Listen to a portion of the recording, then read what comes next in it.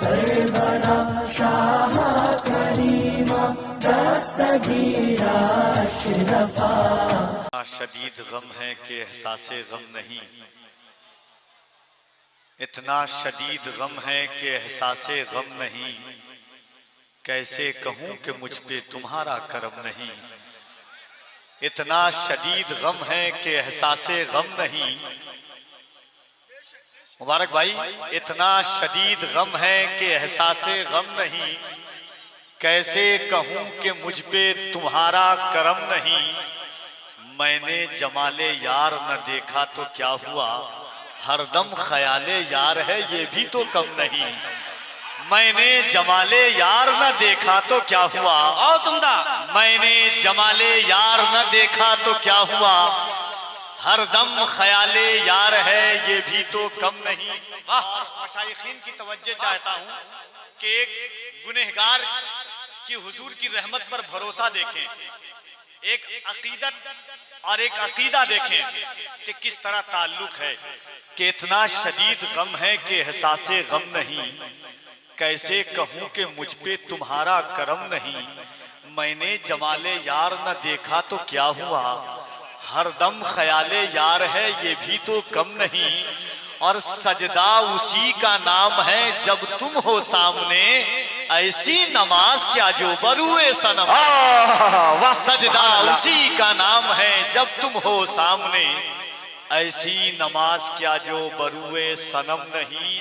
انور کا دل ہے اپنے گناہوں پہ مطمئن، ارے وہ اور ہوں گے جن کو امید کرم نہیں. انور کا دل ہے اپنے گناہوں پہ مطمئن، وہ اور ہوں گے جن کو امید کرم نہیں. حاضرین دیکھیے، منبر شریف پر علماء کرام کی جلوہ گری ہے. نعت کی ایک شعر جو میں پہلی بار پڑھ رہا ہوں، اور یقین مانیے آپ کے اہل اسٹیج پر جو علماء کرام ہیں، جو شورائے عظام ہیں، میں ایک لفظ پر ان کی دعائیں چاہوں گا. اور دیکھیے، میں شاعر تو نہیں ہوں، الحمدللہ نقیب اچھا ہوں، ٹھیک ٹھاک ہوں نقیب، شاعر میں نہیں ہوں. مبارک بھائی لکھتے ہیں، نعمان بھائی سے لکھواتا ہوں، فکر میری رہتی ہے، قلم ان کا رہتا ہے.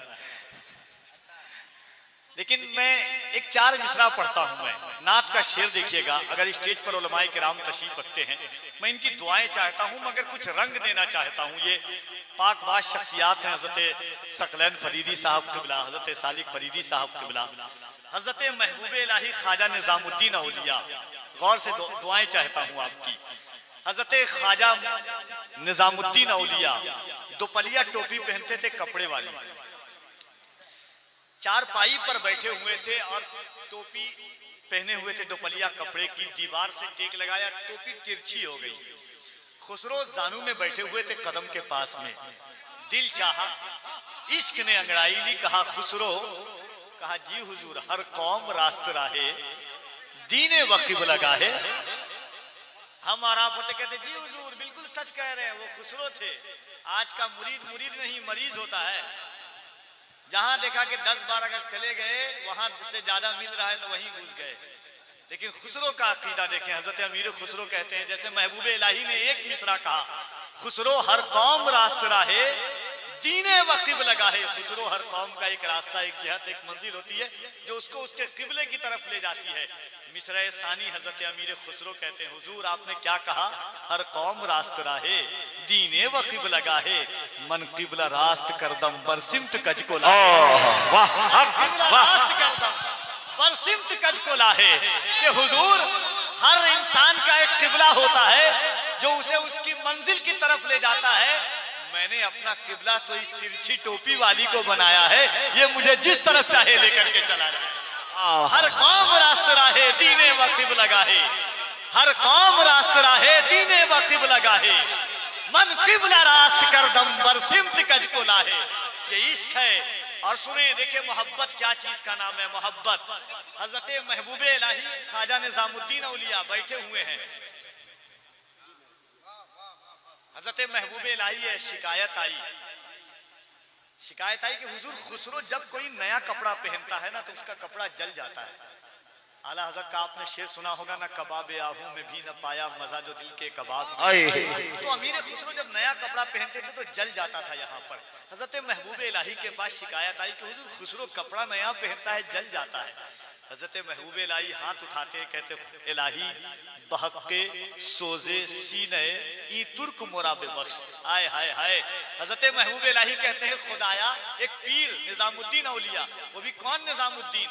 हजरत अबू अली शाह कलंदर फरमाते हैं मैंने अपने तसर्रुफात की बुनियाद पर लौहे महफूज पर हिंदुस्तान के 2 वलियों का नाम देखा, दिल्ली के निजामुद्दीन का और बिहार के शरफुद्दीन का। वाह सुभान अल्लाह। अबू अली शाह कलंदर फरमाते हैं कि मैंने अपने तसर्रुफात की बुनियाद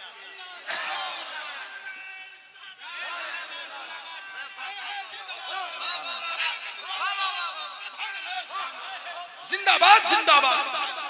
क्या कहते हैं? एक पीर है वो भी महबूब इलाही। महबूब इलाही कहते हैं इलाही बहके सोजे सीने ई तुर्क मोरा बेबख्श। ए खुदा खुसरू के सोजे सीने के सदके में निजामुद्दीन की बख्शिश फरमा दे। क्या मोहब्बत है। अब शायरी देखिए, शायरी इश्क की परवान चढ़ती है। अब कफील अमर नाथ का शेर पढ़ता है, उलमाए किराम की तवज्जो चाहता हूँ। हजरत अल्लामा अब्दुल रहमान जामी ने फरमाया था इश्क उस वक्त तक नामुकम्मल है जब तक हिजर की वादियों से ना गुजर जाए। हिजर की वादियों से इश्क ना गुजरे, इश्क नामुकम्मल है। हुजूर और गालिब ने कहा था कि इश्क में दूरियां जरूरी है। अब शेर पढ़ता हूँ, उलमाए किराम की तवज्जो चाहता हूँ आपकी मोहब्बत के साथ, कि जिसमें यासीन को साये से अलग रखा है, जिसमें यासीन को साये से अलग रखा है, नूर को उसने अंधेरे से अलग रखा है। जिसमें यासीन, अब एक शेर और सुने।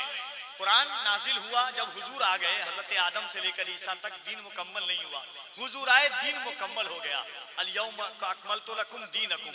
अब्बास ताबिश ने कहा था हुजूर के दिए वहशत तो ये वहशत ही मुसलसल हो जाए, दिए वहशत तो ये वहशत ही मुसलसल हो जाए, रक्स करते हुए अतराफ में जलथल हो जाए, चलते रहने दो मियां सिलसिला दिलदारी का, आशिकी दीन नहीं है कि मुकम्मल हो जाए। चलते रहने दो मियां सिलसिला दिलदारी का, आशिकी दीन नहीं है कि मुकम्मल हो जाए। और सुने एक शेर, अहले स्टेज की तवज्जो चाहता हूँ, खास करके उलमाए किराम की। इश्क एक ऐसी चीज है कि इश्क के नाम पे खैरात भी ले लेते हैं, इश्क के नाम पे खैरात भी ले लेते हैं। अरे ये वो सदका है जो सादात भी ले लेते हैं, इश्क के नाम पे खैरात भी ले लेते हैं। क्या गुफ्तगू है। नाम पे खैरात भी ले सुभान अल्लाह सुभान अल्लाह। ये वो सदका है जो सादात भी ले लेते हैं। तो अब इश्क देखें, हिजर में इतना खसारा तो नहीं हो सकता, हिजर में इतना खसारा तो नहीं हो सकता, एक ही इश्क दोबारा तो नहीं हो सकता। चंद लोगों की मोहब्बत भी गनीमत है मियाँ, शहर का शहर हमारा तो नहीं हो सकता। चंद लोगों की मोहब्बत भी गनीमत है मियाँ। मैंने इतनी तमहीद बांधी है सिर्फ नात का एक शेर पढ़ने के लिए।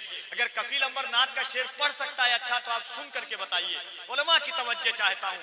इश्क का इतना वारदात आपने सुनी कि जिसमें यासीन को साये से अलग रखा है, नूर को उसने अंधेरे से अलग रखा है, फासला इश्क की शिद्दत को बढ़ा देता है।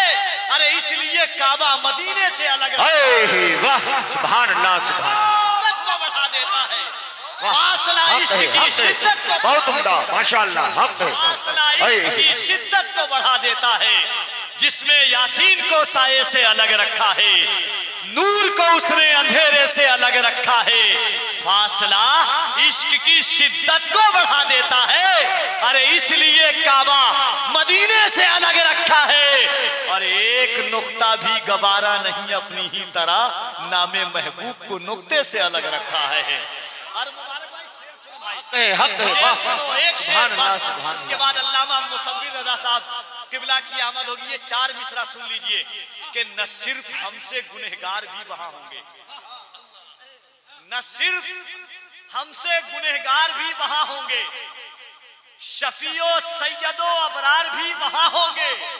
और हमारे दिल में कशिश खुल्द की बढ़ाने को यही बहुत है कि सरकार भी वहां होंगे। सुभान अल्लाह। हमारे दिल में कशिश खुल्द की बढ़ाने को, हमारे दिल में कशिश खुल्द की बढ़ाने को یہی بہت ہے کہ سرکار بھی وہاں ہوں گے، نہ صرف ہم سے گنہگار بھی وہاں ہوں گے۔ شفیع و خیال گنبد خضرا تیرے قربان ہو جاؤں، تصور میں مدینے کی فضا کو پا رہا ہوں میں۔ نکیروں سے جو گھبرا کر پکارا یا رسول اللہ، میرے سرکار کی آواز آئی آ رہا ہوں میں۔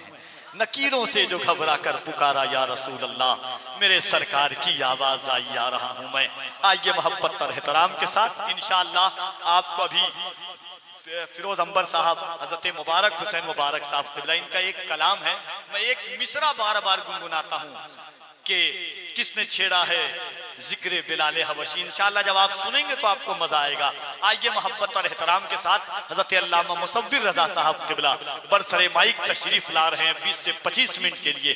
آئیے ایک ایک شخص اپنے ہاتھوں کو اٹھائے محبت کے ساتھ، دل لگائیے، ایک مرتبہ کم سے کم ہاتھ اٹھا لیجئے محبت کے ساتھ، دل لگا کر کے دیکھیے، کوئی دیکھے نہ دیکھے مدینے سے مصطفیٰ ضرور دیکھ رہے ہیں، حضور محمود ملت ضرور دیکھ رہے ہیں، تو ذرا محبت کے ساتھ۔ اور اللہ نے سینے میں جتنی طاقت دی ہے، اگر ایمان ہے کہ یہ زبان اور یہ گلا حضور کے صدقے میں ہے، کتنے بے زبان ہیں جن کو اللہ نے زبان نہیں دی ہے، ہم تو اس قابل ہے کہ اللہ نے زبان دی ہے، تو کم سے کم ایک مرتبہ زور سے حضور کا نام کا نعرہ لگا لے محبت کے ساتھ، نعرہ تکبیر، نعرہ رسالت، نعرہ رسالت، عرس محمود ملت، فیضان محمود ملت، خاندان محمود ملت، نعرہ تکبیر، نعرہ رسالت۔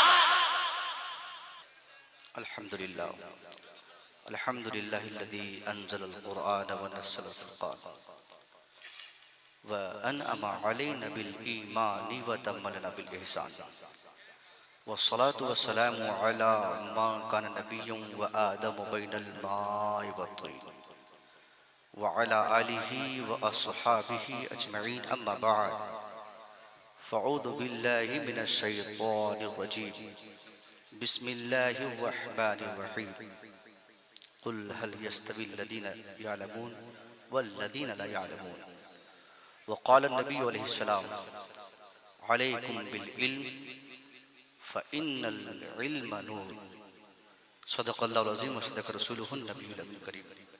درود شریف پڑھیں، اللهم صل علی سیدنا شفیعنا نبینا محمد بارک وسلم، صلاۃ و سلام علیک یا رسول اللہ صلی اللہ علیہ وسلم۔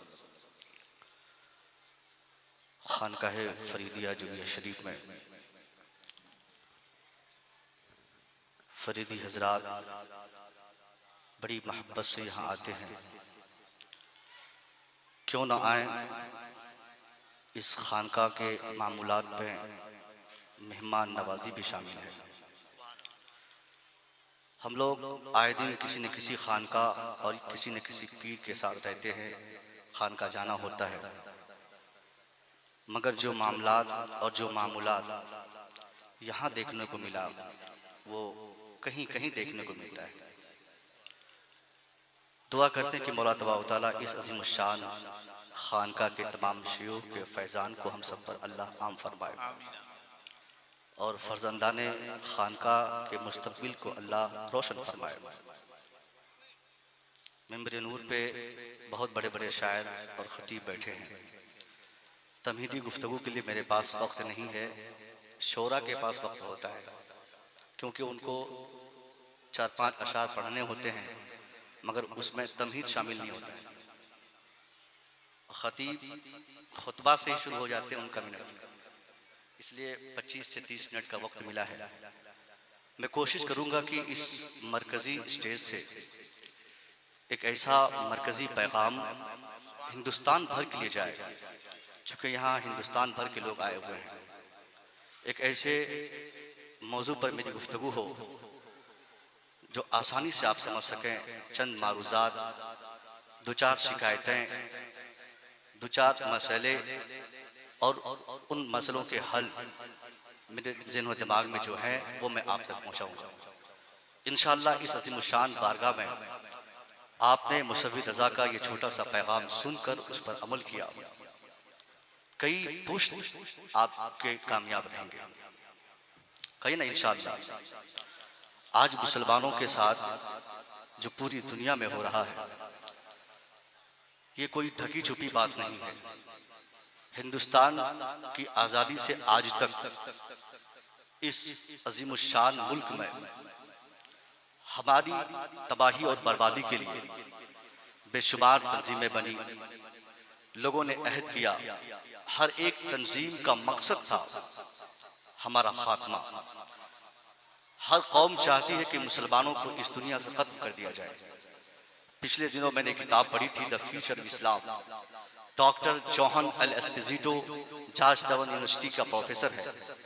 انہوں نے پوری دنیا میں مسلمانوں کے خلاف ہو رہے حالات کو اسٹیٹمنٹ میں لا کر پھر تحریر میں انہوں نے بتاتے ہوئے ہماری اور آپ کی آنکھیں کھول دی. ڈاکٹر جوہن ایسپوزیٹو کہتا ہے these people need to be forcibly converted them into the Christianity. So we should invade their countries, kill their leaders, then convert them into the Christianity. یعنی انہوں نے بتانا چاہا کہ آج پوری دنیا چاہتی ہے کہ مسلمانوں کو تباہ کیا جائے، ان کے ممالک پر حملے کیے جائیں، ان کے مذہبی رہنماؤں کو برباد کیا جائے، ان کی کتابوں سے یعنی قرآن عظیم سے ان کی دلچسپی کیسے ختم ہو اس کی کوشش کی جائے. کہیں نہ کہیں دنیا اپنی اس تحریک میں کامیاب ہے. ہر 10 اور 15 دن کے بعد ہمارے کسی نہ کسی بچے کی موت کی خبر ہمارے سامنے آتی ہے. کوئی نہ کوئی آبادی ہماری جل رہی ہوتی ہے، اس کی خبر ہم اخباروں کے ذریعے پڑھتے ہیں. ایسے میں ہندوستانی مسلمان خاص طور پہ ڈرا اور سہما ہے.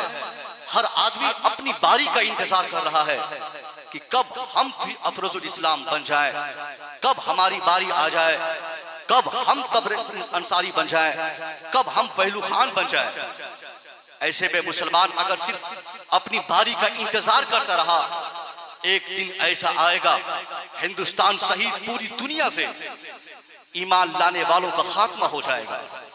آج ہم کو بدلنے کے لیے، ہماری خانقاہوں کے نظام بدلنے کے لیے، ہمارے قرآن کی تعلیمات بدلنے کے لیے، ہمارے مدرسے میں تعلیم کو روکنے کے لیے، ہمارے قرآن کے اصول کو بدلنے کے لیے پوری دنیا خاص طور پہ کوشش کر رہی ہے کہ مسلمانوں کی دلچسپی اس کے قرآن سے ختم ہو جائے، مدرسے سے ختم ہو جائے، خانقاہوں سے ختم ہو جائے. اس لیے ہر شام دنیا ہمارے آگے کوئی نیا مسئلہ لے کر آتی ہے. کوئی کہتا ہے قرآن بدل دوں گا، کوئی کہتا ہے 25 اور 26 آیتیں بدل دی جائے، کوئی کہتا ہے مسجد کی اذان بدل دی جائے، کوئی کہتا ہے خانقاہوں میں آنا جانا بند کر دیا جائے، کوئی کہتا ہے مدرسے کی تعلیم اور وہاں پڑھائے جانے والی کتاب اور وہاں کے نصاب بدل دیے جائے. یعنی بدلے کی بھاونا لے کر اس وقت پوری دنیا ہمارے خلاف کھڑی ہے. ایسی ذمہ داری ہماری اب اتنی بڑھ گئی ہے ایسے ماحول میں کہ اگر مسلمان صرف اپنی باری کا انتظار کرتا رہا، نہ مسلمان بچے گا، نہ ان کی خانقاہ بچے گی، نہ مسلمانوں کا مدرسہ بچے گا، نہ مسلمانوں کی تعلیمی ادارے بچیں گے. اب مسلمانوں کو کرنا کیا ہوگا؟ مسلمانوں کو میدان میں نکلنا ہوگا. تلوار لے کے نہیں، اپنے اخلاق لے کے نکلنا ہوگا، ایک کردار لے کے نکلنا ہوگا. مسلمان اس پرفتن ماحول میں اپنے ہر دشمنوں کے سینے پہ چڑھ کر اخلاق کی ایسی تلوار تان دے، اپنے دشمنوں کو پیغام دے، اے دنیا جس طریقے سے تو نے میری بیٹیوں کو، میری بہنوں کو، میرے گھروں کو، میرے سویلائزیشن کو، میری تہذیب کو، میرے خانقاہ کو، میری تعلیمی اداروں کو تم نے بدلنا چاہا ہے. ہم مسلمان ہیں، اس طرح کے بدلاؤ کو ہم کبھی برداشت نہیں کرتے. تاریخ اسلام بالخصوص اور بالعموم پوری دنیا کی تاریخ ہمیں یہی بتاتی ہے کہ دنیا نے جب بھی مسلمانوں کو بدلنے کی کوشش کی ہے، مسلمان سب سے پہلے اپنی قربانی دی ہے، مگر مسلمانوں نے اپنی تہذیب نہیں بدلی ہے. نہ مسلمانوں نے کبھی اس کو بدلتے ہوئے دیکھا ہے. مسلمان بدر میں اپنی قربانی دیے، مسلمانوں نے خیبر و خندق میں اپنی جانیں دی، مسلمانوں نے بے شمار جنگوں میں ایک ایک کر کے کوئی بیٹے کو، کوئی بھائی کو، کوئی بھتیجے کو قربان کیا، مگر کہیں بھی مسلمانوں نے سمجھوتا نہ کیا کہ قرآن کے قانون کو بدل دیا جائے، قرآن کے نظام کو بدل دیا جائے، قرآن کے تہذیب کو بدل دیا جائے، قرآن کے طریقے کو بدل دیا جائے. آج بھی اس زمانے میں ہم اگر چاہتے ہیں کہ ہمارا دشمن ہمارے کریکٹر کو دیکھ کر بہت دور چلا جائے تو اس کے لیے ہمیں تیار ہونا پڑے گا، میدان میں آنا پڑے گا، اپنے دشمنوں کو اپنے کردار سے سمجھانا ہوگا. اے ظالمو، تو نے میرے قرآن کو بدلنے کی جو ٹھانی ہے، تو نے جو میرا نظام بدلنا چاہا ہے، یہ قرآن آسانی سے بدلنے والی کتاب نہیں، یہ میرا وصول بدلنے والا نہیں، میرا نظام بدلنے والا نہیں. اگر بدلنا چاہتے ہو آ جاؤ تم بھی میدان میں, میں بدلنے نہیں دوں گا. اگر تجھے قربانی چاہیے میں افروز الاسلام کو قربان کروں گا. تم افروز الاسلام کو مارو میں سہ لوں گا, افروز الاسلام مرے گا میں سہ لوں گا, جنید کی ہتیا ہوگی میں برداشت کروں گا, فیروز مارا جائے گا میں برداشت کروں گا, پہلو خان کو قتل کرو گے میں برداشت کروں گا, مگر یاد رکھو میرے مصطفیٰ پر انگلی اٹھاؤ گے میں برداشت نہیں کروں گا, فاطمہ الزہرا کو گالی دو گے میں برداشت نہیں کروں گا, مدارس کے نظام کو بدلو گے میں برداشت نہیں کروں گا, قرآن کی تعلیمات کو بدلنا چاہو گے میں برداشت نہیں کروں گا. ارے میں کیا, دنیا کا اگر آخری مسلمان بچے گا ان کے سینے میں اگر ایمان کے کروڑوں حصوں میں سے اگر ایک حصہ بھی بچا رہے, ایسے مسلمان کے سامنے اگر تم قرآن بدلنا چاہو اور نتیجے میں اس کو سولی پہ لٹکا دو یا تو کھولتے تیل میں ڈال دو, ان کے پاؤں میں زنجیریں ڈال دو, وہ ہر حال میں مرتے مرتے تیرے سینے پہ چڑھ کر ایک ہی پیغام دے گا, ہے قول خدا قول محمد, فرمان نہ بدلا جائے گا, بدلے گا زمانہ لاکھ مگر قرآن نہ بدلا جائے گا. یعنی ہمیں اپنے کردار سے آگے بڑھنا پڑے گا, ہمیں قرآن کی تعلیمات آگے بڑھانی پڑے گی. آج ہم مسلمانوں کے ہاں سب سے بڑی چیز میں جو بتانے جا رہا تھا میں اب بتانے جا رہا ہوں, یہ تمہیدی باتیں تھی. ہمارا قرآن جو تعلیمات کو تعلیمات کو عام کرنے کا سب سے پہلا پیغام پوری دنیا میں دیا ہے. قرآن کا حق ہم مسلمانوں کے اوپر کیا ہے؟ قرآن کا حق صرف یہ نہیں کہ ہم قرآن پاک کی صورتوں کو یاد کر کے ہم حافظ قرآن بن جائے, نہیں. قرآن پاک کا حق ہمارے اوپر یہ ہے کہ ہم قرآن پاک کی تلاوت کریں, ہم قرآن پاک کو اپنے سینے میں محفوظ کریں اور قرآن پاک کی تعلیمات کو دنیا میں عام کریں. اس کے بعد قرآن پاک کے نظام کو دھرتی پہ نافذ کرے. مگر آج ہم مسلمانوں نے قرآن کے حقوق کیا سمجھے؟ 2-4-5 بچے حافظ قرآن ہو گئے, ہم نے سمجھا کہ ہم نے قرآن کا حق ادا کر دیا. نہیں, قرآن کا مطلب یہ نہیں کہ صرف قرآن پاک کو پڑھا جائے. آج پوری دنیا میں جو 1400 سال پہلے قرآن عظیم کے ذریعے جو قانون نافذ کیا گیا, آج اس دور جدید میں اس قرآن عظیم کے قوانین کی اہمیت ہمیں سنائی پڑتی ہے, دکھائی دیتی ہے. ہمارا قرآن ہر اعتبار سے انسانیت کی فلاح چاہتا ہے, قرآن انسانیت کی بقا چاہتا ہے, انسان سچ بولے قرآن چاہتا ہے, انسان شراب نہ پیے قرآن چاہتا ہے, انسان جھوٹ نہ بولے قرآن چاہتا ہے, انسان اچھا کردار پیش کرے قرآن چاہتا ہے, انسان دوسروں کے ساتھ اچھا ویوہار کرے قرآن چاہتا ہے, انسان سائنسی میدان میں کامیاب ہو جائے قرآن چاہتا ہے. یعنی دنیا کے ہر میدان میں انسان کامیاب ہو جائے, یہ قرآن کی تعلیم ہے. قرآن کی تعلیم صرف یہ نہیں کہ نماز پڑھی جائے, قرآن صرف یہ نہیں کہا کہ روزہ رکھا جائے, قرآن نے یہ نہیں کہا کہ حج کیا جائے, قرآن نے صرف یہ پیغام نہیں دیا کہ زکات دیا جائے, بلکہ قرآن آج جتنی چیزیں ہم دنیا میں ترقی کے حوالے سے دیکھ رہے ہیں, یہ ساری بہاریں صرف قرآن عظیم کی قربانیاں ہے. قرآن عظیم نے ایک ایسا پیغام دنیا کو دیا جس کے تئیں آنے کے بعد دنیا نے اپنے آپ کو سنبھالا. آج دنیا کا ہر ناگرک سمجھتا ہے کسی کی ہتیا کرنا بہت مہا پاپ کام ہے. دنیا کا ہر انسان جانتا ہے شراب پینا کتنا جرم ہے. دنیا کا ہر آدمی سمجھتا ہے کسی پر اتیاچار کرنا دنیا اور آخرت دونوں کو تباہ کر رہا ہے. یہ قرآن پاک کا قانون ہے. اس لیے تو میں کہتا ہوں the wine is prohibited by the law of the government of today, but an accurate answer is present before 1400 years in the Holy Quran. The rapists, gamblers and drunkards are punished by the law of the government of today, but an exact answer is present before 1400 years in the Holy Quran. The slogan of بیٹیاں پڑھاؤ بیٹیاں بچاؤ is raised before in this society, but accurate answer is present before 1400 years in the Holy Quran. مطلب کیا ہوا؟ دنیا میں شراب بندی کی باتیں آج کی جا رہی ہے, مگر اس کا صحیح کانسیپٹ 1400 سال سے قرآن عظیم میں موجود ہے. دنیا میں بیٹوں کے حقوق کی باتیں آج ہو رہی ہے, مگر اس کے اوپر صحیح فرمان 1400 سال پہلے قرآن عظیم نے دیا ہے. دنیا میں شرابیوں سے الگ ہونے کا پیغام آج دیا جا رہا ہے, مگر اس کے رجحانات 1400 سال پہلے ہی قرآن عظیم میں موجود ہے. دنیا میں قتل اور فسادات کے نقصانات آج بتائے جا رہے ہیں, مگر اس کا صحیح اندیشہ قرآن عظیم میں 1400 سال پہلے ہی ظاہر کیا گیا تھا. پتہ کیا چلا؟ جس قرآن عظیم کو ہم نے صرف اس کو پڑھنا کام سمجھا, اس کے ذریعے نماز سمجھا, اس کے ذریعے قرآن, اس کے ذریعے ایمان سمجھا, اس کے ذریعے ہم نے روزہ سمجھا, مگر وہی قرآن کا مقصد کیا ہے؟ اگر قرآن پاک کی تمام ان آیتوں کو ایک پلیٹ فارم پہ رکھ دیا جائے تو یہ کہنا بڑا دلچسپ ہوگا کہ ہمارا قرآن, آپ کا قرآن, سب کا قرآن دنیا میں صرف روزہ, نماز اور حج و زکات کا پیغام لے کے نہیں آیا ہے, بلکہ ہمارا قرآن پوری دنیا میں مانوتا کا پیغام عام کرنے آیا ہے, انسانیت کا پیغام عام کرنے آیا ہے, برادرہوڈ کو بانٹنے آیا ہے, بھائی چارہ کا پیغام عام کرنے آیا ہے. مگر ہم اہل قرآن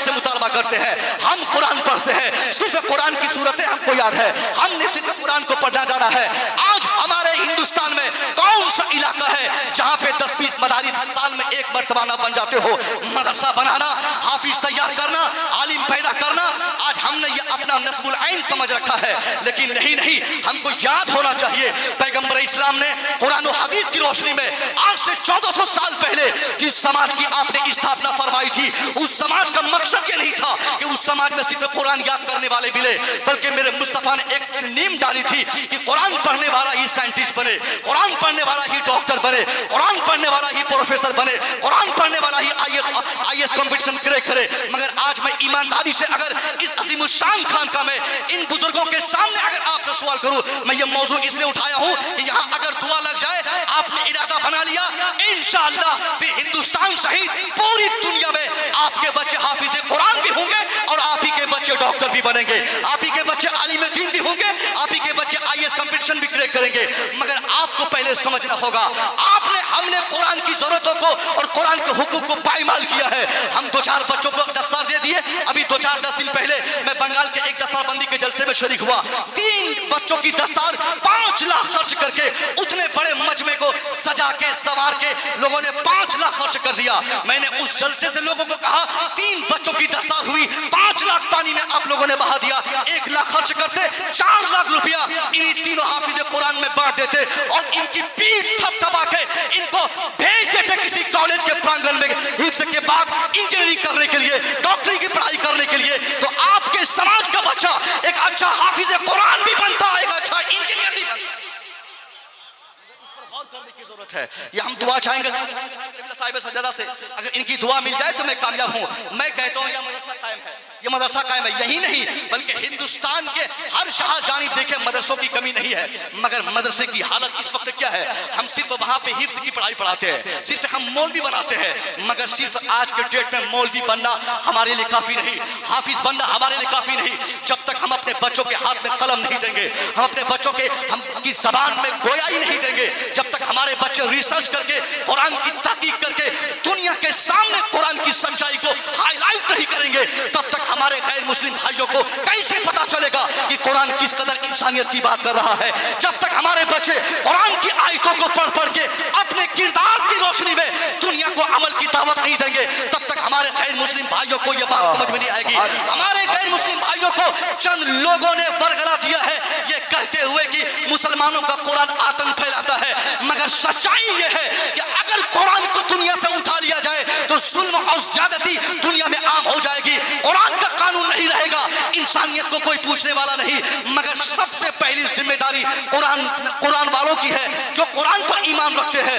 جو قرآن صبح شام پڑھتے ہیں، نماز میں قرآن پڑھتے ہیں، گھر میں قرآن پڑھتے ہیں، ان کی ذمہ داری یہ ہونی چاہیے وہ قرآن بھی پڑھے اور قرآن کے اعتبار سے ریسرچ بھی کرے، قرآن بھی پڑھے، قرآن کے پیغامات کو عام بھی کرے، قرآن بھی پڑھے، قرآن کی دعوت بھی دوسروں کو دے۔ یہ ذمہ داری ہماری بہت بڑی ذمہ داری ہے۔ اس ذمہ داری کو جب تک ہم فلفل نہیں کریں گے، چاہے ہمارا بیٹا کالج کا اسٹوڈنٹ ہو یا مدرسے کا طالب علم ہو، اس سے کوئی فرق نہیں پڑنے والا ہے۔ یہ ہم لوگوں نے آج بانٹا ہے اصلی تعلیم، دینی تعلیم، دنیاوی تعلیم، مذہبی تعلیم۔ اسلام کے اگر آپ مطالعہ کریں گے مذہب اسلام میں کہیں دینی اصلی یہ سب کچھ نہیں ہے۔ اسلام کے پیغمبر نے ایک ہی جملہ فرمایا تھا، اللہم انی اعوذ بک من علم لا ينفع، یا اللہ میں ایسے علم سے پڑھنا چاہتا ہوں جو علم انسان کو فائدہ نہ دے پائے۔ مدرسے میں پڑھنے کے بعد بھی ایک انسان کو اس کا علم فائدہ نہ دے پائے تو مدرسے میں پڑھنے والا علم اور پڑھائے جانے والا علم پڑھنا اور پڑھانا حرام ہے۔ اور کالج اور یونیورسٹی کی 4 دیواری میں رہ کر جو علم انسان کو فائدہ دے دے وہی علم انسان کو یہاں بھی کام آئے گا اور مرنے کے بعد بھی کام آئے گا۔ کالج نہیں پڑھنا جائے مگر علم بینیفیشل ہو، علم لابھدائک ہو، علم انسان کے لیے مفید ہو۔ آپ نے کیا دیکھا؟ یہ کیا بولتے ہیں کہ be a class 2nd class کی طالبہ ہماری جماعت کی کالج میں پڑھی، اگر وہ چاہتی تو جینس پینٹ پہن کے، ٹی شرٹ پہن کے وہ بغیر نقاب کے وہ کالج جاتی، کون روکنے والا تھا؟ مسکان خان کو کوئی نہیں منع کرتا، کیونکہ آج لوگوں نے ذہن بنا لیا ہے مدرسے کے بچے ٹوپی پہنیں گے، مدرسے کے بچے امامہ پہنیں گے، مدرسے کے بچے جبہ پہنیں گے، کالج کے بچے جینس اور ٹی شرٹ پہنیں گے، کالج کی لڑکیاں بغیر حجاب کے کالج جائیں گی۔ مگر کالج میں پڑھنے کے بعد بھی ہماری جماعت کی ایک بیٹی مسکان خان نے کیا ثابت کیا کہ آدمی چاہے کالج میں پڑھے یا اسکول میں پڑھے، مدرسہ میں پڑھے یا یونیورسٹی یونیورسٹی میں پڑھے مگر اس کا کردار صحیح ہونا چاہیے, اس کا بیان صحیح ہونا چاہیے. کالج میں پڑھنے والی ہمارے سماج کی وہ بیٹی یہ ثابت کر دی, اے مسلمانوں تم بھی اگر قرآن پہ عمل کرو, چاہے کالج میں رہو یا اسکول میں رہو یا مدرسے میں رہو, قرآن کی تعلیمات پہ عمل کرنا تیرے لیے ضروری ہے. مگر ہم نے کیا سمجھا, ہم نے حفظ کر لیا اور باقی اپنی ذمہ داری سے ہم آزاد ہو گئے. آج بھی ہندوستان میں اگر ہم پریشان ہیں تو ہم اپنی پریشانیوں کی اس کی سب سے بڑی وجہ یہ ہے کہ ہم تعلیم کو فروغ نہیں دے رہے ہیں, ہم تعلیم کو فروغ نہیں دے رہے. اگر ہم کامیاب ہونا چاہتے ہیں اس عظیم الشان اسٹیج اور اس عظیم الشان بارگاہ سے ہم کو ایک ارادہ بنا کے جانا ہوگا, میدان میں نکلنا ہوگا, ہم کو اپنے بچوں کو کالج میں بھیجنا ہوگا, ہم کو اپنے بچوں کو انجینئر اور ڈاکٹر بنانا ہوگا, ہم کو اپنے بچوں کو IAS کے لیے تیاری کرانا ہوگا. جب ہمارے بچے پڑھ لیں گے, اگر ہم نے مدرسہ قائم کیا ہے تو اس مدرسے کی دیوار مضبوط کرے. جس مدرسے میں آج تک حفظ کی پڑھائی ہو رہی تھی, اگر ہمارے سعیدین بابو, حضور سعیدین بابو اور آپ کے تمام چاہنے ماننے والے کے بچے یہاں پڑھتے ہیں, ان کے بازو کو ہم اس قدر مضبوط کریں کہ جس مدرسہ محمودیہ میں آج تک درجہ حفظ کی پڑھائی ہو رہی تھی وہ ان کا حوصلہ ہم اس طرح بڑھائیں کہ اسی مدرسے میں ریسرچ فیکلٹی قائم ہو جائے, اسی میں تحقیق کا شعبہ قائم ہو جائے. یہاں سے جو حفظ کے بچے نکلتے تھے 2-4-5 سال میں یہیں سے انجینئر اور ڈاکٹر بن کے بچے نکلے. یہ اصلی عقیدت کی بات ہوگی, یہ اصلی عقیدت کی بات ہوگی. ورنہ ہم رضوی ہیں, ہم فریدی ہیں, ہم اشرفی ہیں, ہم قادری ہیں, ہم نقشبندی ہیں, زیادہ دن چلنے والا نہیں ہے. ارے ہم نقشبندی ہیں مگر جاہل ہیں, ہم رضوی ہیں مگر ان پڑھ ہیں, ہم اشرفی ہیں مگر جاہل ہیں, ہم فریدی ہیں مگر جاہل ہیں. اور جاہلوں کا زوال ممکن ہے, یقینی ہے. آج سے 2-4-5 سال میں جاہل ختم کر دیے جائیں گے. ہمارے پاس زبان نہیں, ہمارے قلم میں طاقت نہیں. ہماری خانقاہوں میں آج ہم نے خانقاہ میں آئے مگر کیا ہم نے لے گیا, صرف بریانی کھا کے ہم چلے جاتے ہیں. ہماری ذمہ داری ہے پیر صاحب کی بارگاہ میں بیٹھا جائے, پیر صاحب کا حلیہ دیکھا جائے, اللہ سے دعا کی جائے, اے اللہ اسی پیر صاحب کی طرف بننے کی توفیق ہم کو عطا فرما. پیر صاحب کی بارگاہ میں آئے تو اب یہ دعا کرے, رضوی, اشرفی, قادری یہ بننا اچھی بات ہے مگر یہ دنیا ہے صاحب, یہاں علم کی لاٹھی چلتی ہے, یہاں علم سے حکومت ہوتی ہے.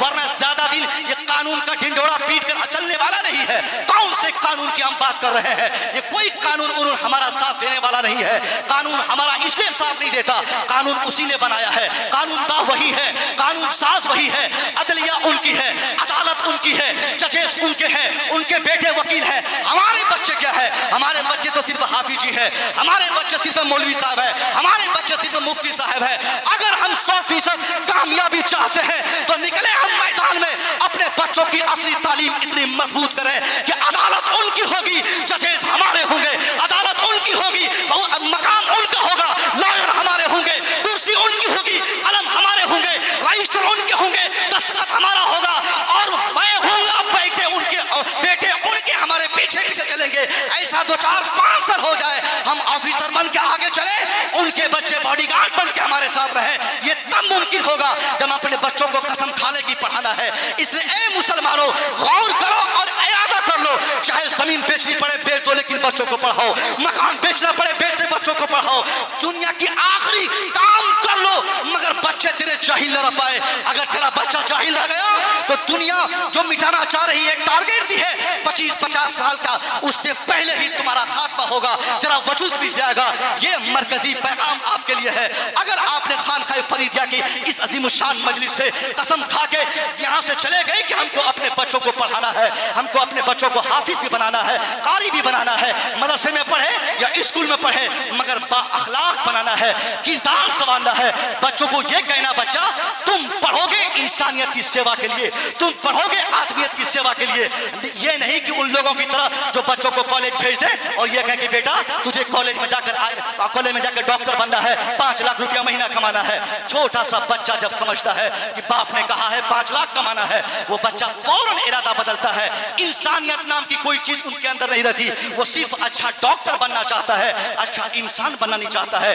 اس لیے والدین کی ذمہ داری ہے اپنے بچوں کو جہاں چاہے پڑھائے مگر یہ شرط ہو کہ اپنے بچوں کو انسانیت کی تعلیم دے, اپنے بچوں کے کردار سنوارنے کا ایک ایسا رجحان قائم کرے جہاں آپ کا بچہ اگر مدرسے میں پڑھے, فقہ اور اسلامیات پڑھ لے, اور اگر کالج میں سائنس اور فزکس پڑھے، دونوں اعتبار سے آپ کے بچے قائم ہوں گے۔ اگر آپ کے پاس وقت ہے آپ کالج قائم کریں، یونیورسٹی قائم کریں، رضوی ہیں تو رضوی گرلز کالج قائم کریں، اشرفی ہیں تو اشرفی یونیورسٹی قائم کریں، فریدی ہیں فریدی گرلز کالج قائم کریں۔ جب کالج آپ کے ہوں گے، بچے بھی آپ کے ہوں گے، تو مرضی بھی آپ، ورنہ مدرسے کی ضرورت تھی پہلے، اب بہت مدرسے ہو گئے، اس پر بل دیں۔